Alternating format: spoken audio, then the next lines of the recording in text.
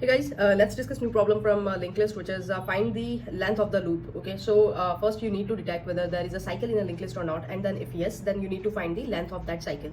Okay, so let's say you have a linked list something like this: 1, 2, 3, 4, 5, 6. Okay, and this one is pointing to 2. Now first you need to find whether there is a loop or not. How you find this? Using fast and slow pointer. Okay, so head is pointing to 1.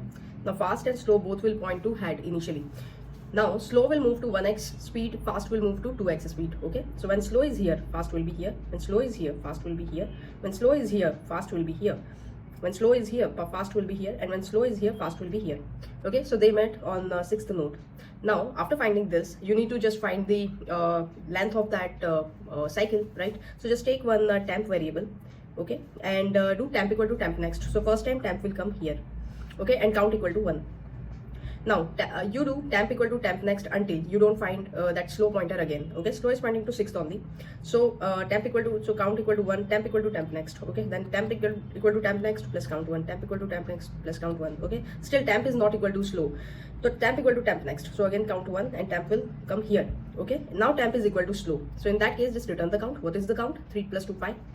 So this is your answer. Now what is happening in code? Let's see. So they see if head is equal to null, then to return 0, because linked list is linked list is empty itself. Otherwise slow and fast will point to head. Okay, and until fast is not equal to null or fast next is not equal to null. Okay, so what you will do, slow equal to slow next and fast equal to fast next dot next means 2x speed.